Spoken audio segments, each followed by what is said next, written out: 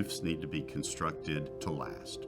In every instance where I have been asked to come in and investigate a failure due to a hurricane or some high force wind, I was able to determine that the roof at the time it was installed did not conform to the building code.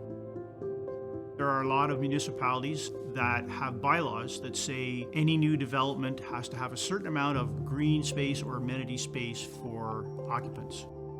One of the ways that they're achieving that is by using roof space as an amenity space. The roof structure needs to be stronger than it was before because most roofs don't require you to support foot traffic.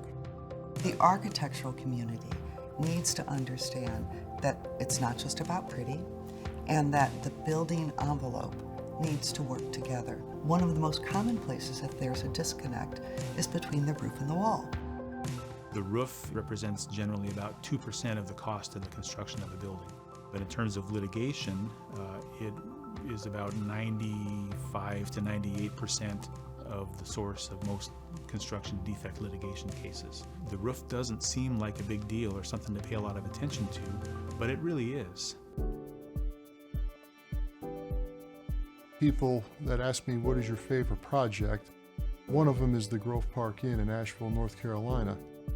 We were retained to assist them after a 90-year-old clay tile roof was installed, and it resulted in a very complex repair program because we only repaired certain elements of the roof, and we had to blend it in with the other roof area over about a 3-year period. That was probably the most challenging aspect, was coordinating where the work was being done and how it was being done so they could successfully run their business also. We had a hail loss, our hail event. The insurance company was really trying to say that the roof wasn't damaged, and so now we're only going to give you this paint job over your roof instead of returning it to its pre-loss condition. And so I really had to fight for them and to argue with the insurance company and say no professional association will say that this is a suitable repair for this type of damage. It was a nonprofit foundation, so it has a little bit of a feel-good story in it in the end as well, that they didn't have to pay for something that they should not have paid for. I got called at the very last minute from an insurance adjuster who had a very large apartment building that had just been re-roofed. There was roofing contractor, there was roofing contractor's insurance, there was a building owner's insurance company. All these people were standing around, basically wanting me to hurry up and get up to speed and then tell everybody what I thought. This was one of the worst roofs I've ever seen in my life. I took the guy that I was reporting to, the insurance adjuster, and I walked him all the way to the other roof where nobody could see anybody. No matter what you do, you better write the check today, give them whatever they want because they're going to clean your clock. I think that saved quite a bit of extra money, lawsuits, wrangling, time, and the insurance company ended up just settling.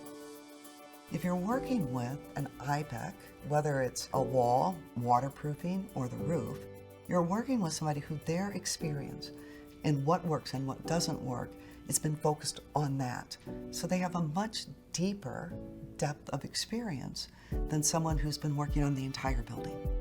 The thing that fulfills me personally and professionally is being that owner's advocate to help clients be good stewards of their money.